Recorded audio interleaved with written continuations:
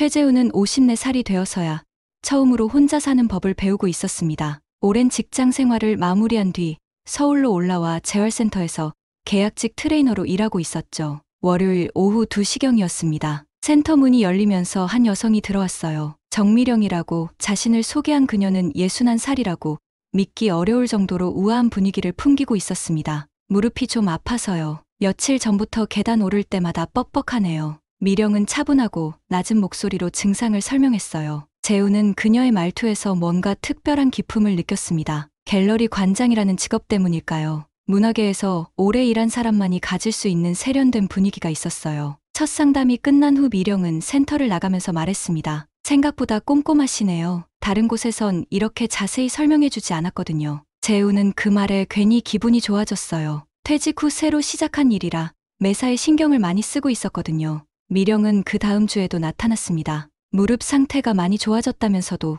꾸준히 관리를 받고 싶다고 했어요. 한남동에서 갤러리를 운영하고 있어요. 시간이 되시면 한번 들러보세요. 재우는 갤러리라는 곳에 가본 적이 거의 없었습니다. 그런 문화적인 공간이 왠지 어색하게 느껴지기도 했고요. 하지만 미령의 제안은 단순한 사교사가 아닌 것 같았어요. 세 번째 치료 때였습니다. 재훈이 미령의 무릎 상태를 확인하던 중 손끝이 그녀의 다리에 살짝 닿았어요. 순간 묘한 정적이 흘렀습니다. 그쪽 손, 참 조심스럽네요. 미령이 웃으며 말했지만 그 웃음 속에는 뭔가 다른 의미가 담겨 있는 것 같았어요. 재훈도 모르게 얼굴이 붉어졌습니다. 그날부터 재훈은 미령을 기다리게 되었어요. 센터에 오는 다른 환자들을 보면서도 계속 입구 쪽을 힐끗힐끗 보게 되었습니다. 미령 역시 치료가 끝난 후에도 자리에 머물러 있는 시간이 길어졌어요. 요즘 혼자 지내시기 힘들지 않으세요? 어느 날 미령이 갑자기 이런 질문을 던졌습니다. 재훈은 잠시 당황했어요. 그동안 스스로도 인정하고 싶지 않았던 외로움을 누군가가 정확히 짚어낸 기분이었거든요. 그런 날도 있죠. 하지만 일에 집중하다 보면 괜찮아지더라고요. 저도 비슷해요. 갤러리 일이 바쁘긴 하지만 저녁에 집에 들어가면 왠지 허전하네요. 두 사람 사이에는 비슷한 처지에 대한 공감대가 형성되기 시작했습니다. 중년을 넘어선 나이에 혼자 지내는 외로움, 그리고 새로운 만남에 대한 조심스러운 기대감. 미령은 그 주 금요일에 또 센터를 찾았어요. 평소보다 조금 늦은 시간이었습니다. 오늘은 마지막 환자네요. 그럼 시간 여유가 있으시겠네요. 정말로 갤러리에 한번 오시는 건 어떠세요? 와인도 좋은 걸로 준비해 놓았거든요. 재우는 잠시 망설였습니다. 하지만 미령의 눈빛에서 진심을 느낄 수 있었어요. 단순한 친절이 아닌 뭔가 더 깊은 의미가 담긴 초대였습니다. 그럼 잠깐 들러보겠습니다. 미령의 갤러리는 한남동 골목 안쪽에 자리하고 있었습니다. 재훈이 문을 열고 들어서자 은은한 조명과 함께 클래식 음악이 흘러나왔어요. 벽면에는 크고 작은 그림들이 걸려 있었고 곳곳에 조각품들이 배치되어 있었습니다. 어서 오세요. 생각보다 일찍 오셨네요. 미령은 검은색 원피스를 입고 있었어요. 센터에서 보던 모습과는 또 다른 매력이 있었습니다. 갤러리 주인다운 세련된 분위기가 물씬 풍겼죠. 와인 드실 수 있으시죠?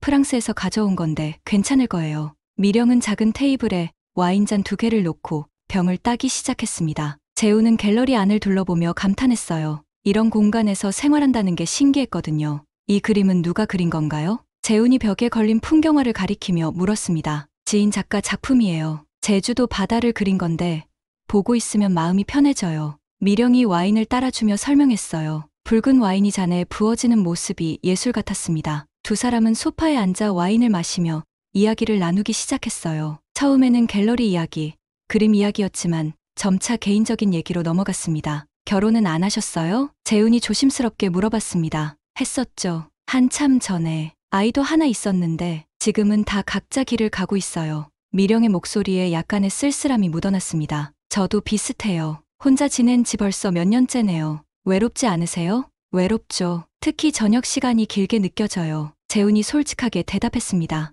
와인 때문인지 평소보다 마음이 열린 것 같았어요. 미령은 와인잔을 천천히 돌리며 말했습니다. 저도 그래요. 갤러리 문을 닫고 집에 들어가면 정말 조용해요. 혼자 와인 마시면서 음악 듣는 게 일상이 되었네요. 두 번째 잔을 비울 무렵 분위기가 한층 더 깊어졌습니다. 조명이 어둑해지고 음악 소리도 더 부드러워진 것 같았어요. 이런 눈빛 몇십 년 만에 받는 것 같네요. 미령이 갑자기 재훈을 바라보며 속삭였습니다. 재훈의 심장이 빨라지기 시작했어요. 미령 씨. 재훈이 그녀의 이름을 부르는 순간 미령이 먼저 그에게 다가왔습니다. 두 사람의 얼굴이 가까워졌어요. 첫 키스는 조심스럽고 부드러웠습니다. 오랜만에 느끼는 온기였어요. 재우는 미령의 어깨를 살짝 감쌌고 미령은 그의 품에 몸을 맡겼습니다. 위층에 작은 공간이 있어요. 미령이 재훈의 귀에 속삭였습니다. 재훈은 고개를 끄덕였어요. 갤러리 뒤편 계단을 올라가니 아늑한 침실이 나왔습니다. 작은 침대와 화장대, 그리고 벽면을 가득 채운 책들.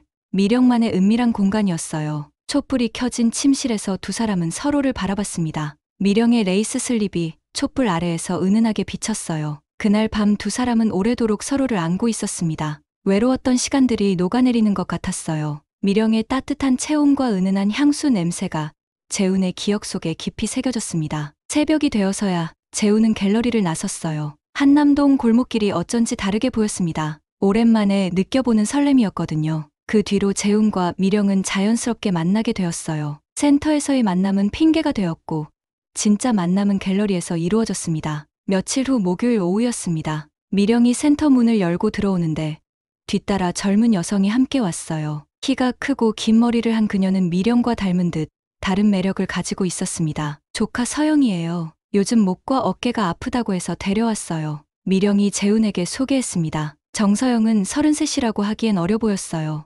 유학파답게 자연스러운 영어 섞인 말투와 활발한 성격이 첫인상부터 강렬했습니다. 안녕하세요. 이모가 계속 자랑하시던 분이시네요. 서영이 밝게 웃으며 인사했습니다. 재훈은 미령이 자신 이야기를 했다는 게 약간 당황스러웠어요. 이런 분이라니, 이모도 사람 보는 눈 있네요. 서영이 장난스럽게 미령을 보며 말했습니다. 미령은 얘가 원래 이래요라며 웃었지만 재훈은 그 농담이 왠지 의미심장하게 들렸어요. 서영의 치료를 시작하면서 재훈은 그녀가 미령과는 완전히 다른 타입이라는 걸 알 수 있었습니다. 미령이 은은하고 우아하다면 서영은 솔직하고 직설적이었어요. 목이 이렇게 아픈 게 컴퓨터 때문일까요?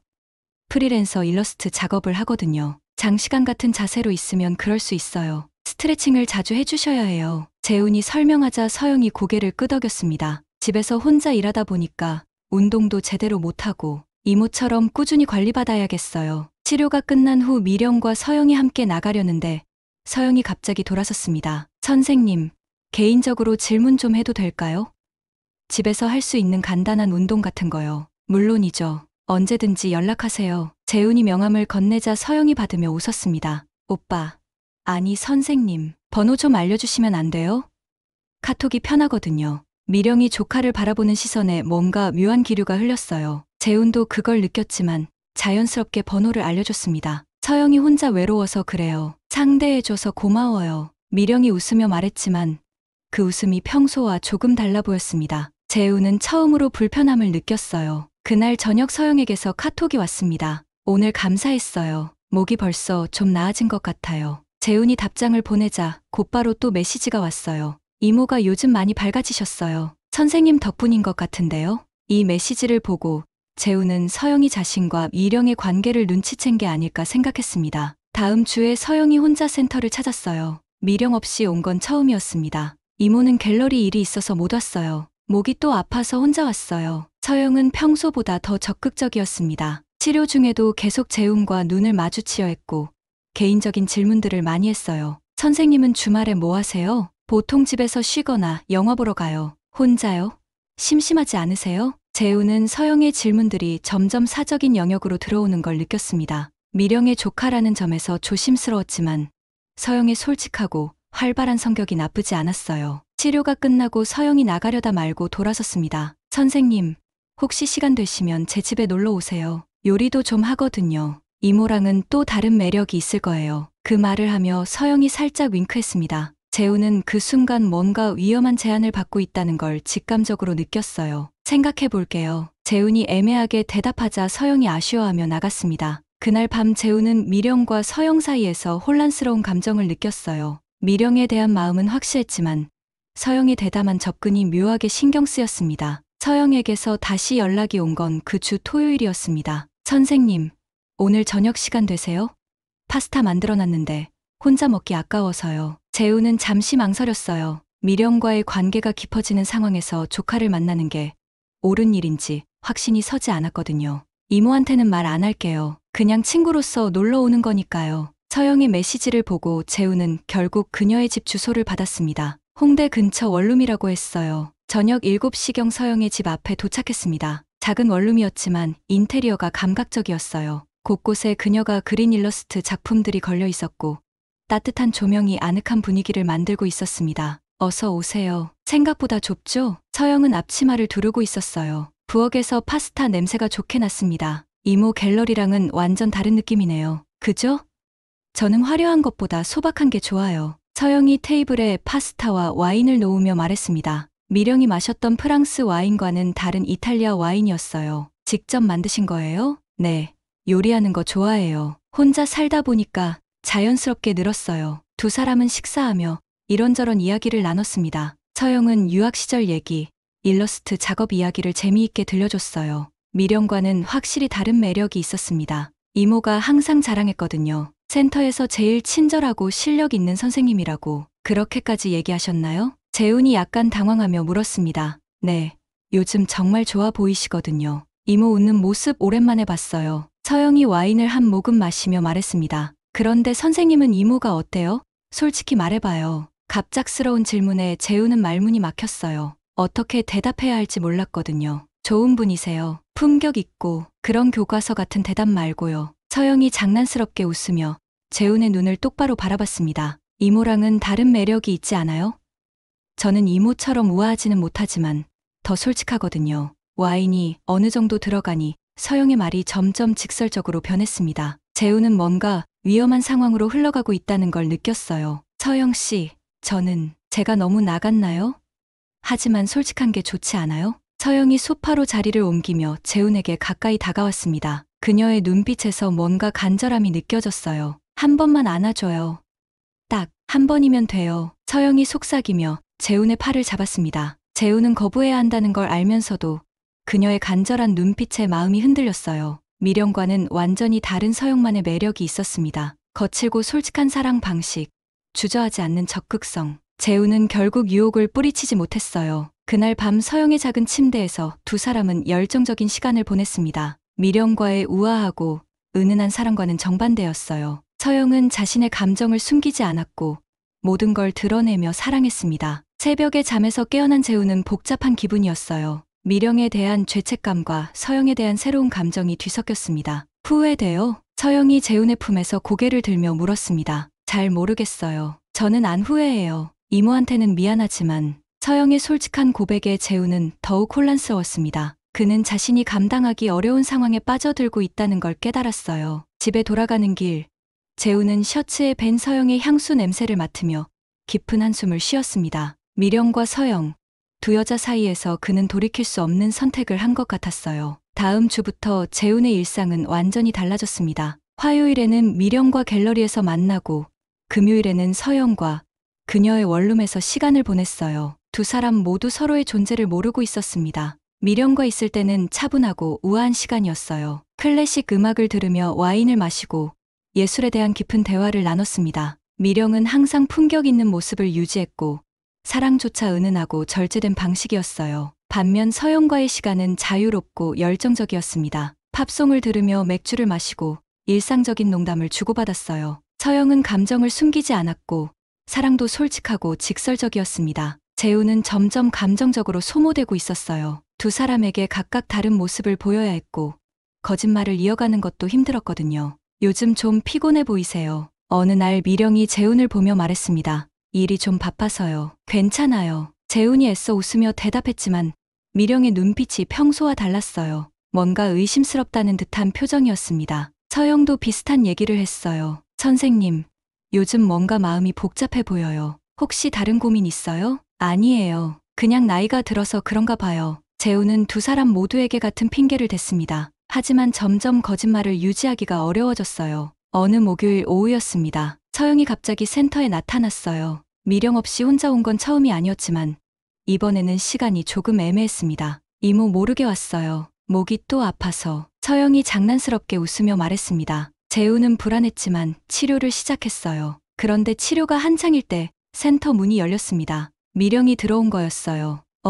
서영아, 너 여기 왜? 미령이 말을 멈췄습니다. 서영과 재훈이 너무 가까이 있었거든요. 서영이 재훈의 어깨에 손을 올리고 있었고 둘 사이의 분위기가 예사롭지 않아 보였어요. 이모, 목이 아파서 왔어요. 서영이 당황하며 재훈에게서 떨어졌습니다. 미령은 아무 말 없이 그 장면을 바라봤어요. 그녀의 눈빛에서 모든 걸 알고 있다는 게 느껴졌습니다.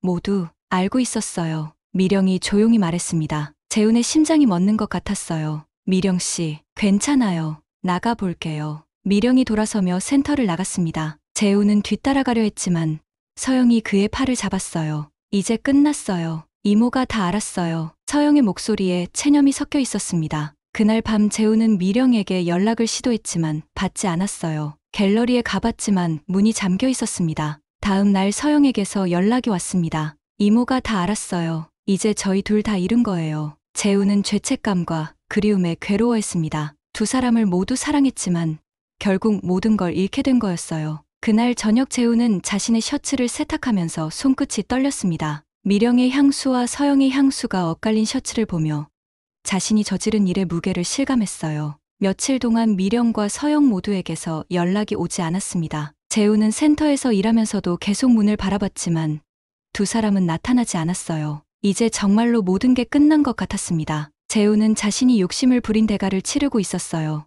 일주일이 지나도 미령에게서 아무런 연락이 없었습니다. 재훈은 매일 핸드폰을 확인했지만 그녀의 이름은 뜨지 않았어요. 센터에도 오지 않았고 전화를 걸어봐도 받지 않았습니다. 서영에게서는 며칠 후 짧은 메시지가 왔어요. 이모가 다 알았어요. 이제 저희 둘 다 잃은 거예요. 재훈은 그 메시지를 보고 가슴이 먹먹해졌습니다. 서영의 말이 맞는 것 같았어요. 두 사람을 모두 잃게 된 거였습니다. 며칠 더 지난 후 재훈은 용기를 내어 미령의 갤러리를 찾아갔습니다. 하지만 갤러리 문에는 임시 휴관, 안내문이 붙어 있었어요. 언제부터 문을 닫았나요? 재훈이 옆 가게 사장에게 물어봤습니다. 며칠 전부터요. 관장님이 급하게 정리하고 나가시더라고요. 재훈은 절망감을 느꼈어요. 미령이 갤러리까지 정리했다는 건 정말로 모든 걸 끝내겠다는 의미였거든요. 그런데 갤러리 문을 자세히 보니 작은 봉투 하나가 테이프로 붙어 있었습니다. 재훈의 이름이 적힌 봉투였어요. 손 떨리는 마음으로 봉투를 뜯어보니 손글씨로 쓴 짧은 쪽지가 들어 있었습니다. 이건 마지막입니다. 서로 모른 척해요. 그뿐이었어요. 서명도 없었고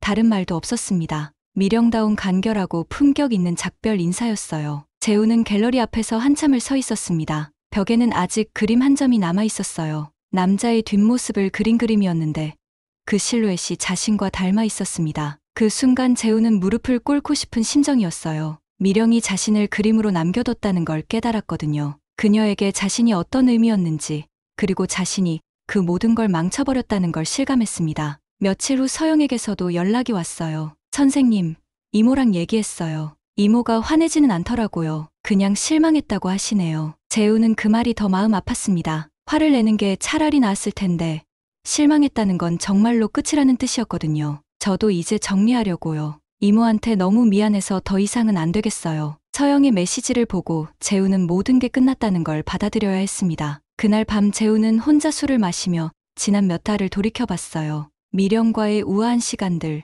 서영과의 열정적인 순간들, 모든 게 꿈만 같았습니다. 두 사람 모두 자신의 삶에서 특별한 의미였어요. 미령은 품격과 깊이를, 서영은 활력과 솔직함을 가져다 줬습니다. 하지만 욕심을 부린 결과 모든 걸 잃게 된 거였어요. 재훈은 자신이 저지른 실수의 무게를 온몸으로 느꼈습니다. 사랑은 나눠 가질 수 없다는 미령의 말이 계속 귓가에 맴돌았어요. 핸드폰에 저장된 두 사람의 번호를 보며 재훈은 지우지도 못하고 연락하지도 못하는 자신을 발견했습니다. 그들은 이제 그의 인생에서 아름다운 기억으로만 남게 될 것 같았어요. 몇 주가 지난 어느 토요일 오후였습니다. 재훈은 장을 보러 한남동에 나왔어요. 이제는 미령의 갤러리 근처를 피해 다녔지만 그날은 어쩔 수 없이 그 골목을 지나게 되었습니다. 갤러리는 여전히 문이 닫혀 있었어요. 임시 휴관 안내문도 그대로였습니다. 재훈이 발걸음을 재촉하려는데 앞에서 익숙한 실루엣이 보였어요. 미령이었습니다. 그녀는 갤러리 앞에 서서 뭔가를 바라보고 있었어요. 재훈은 발걸음을 멈췄습니다.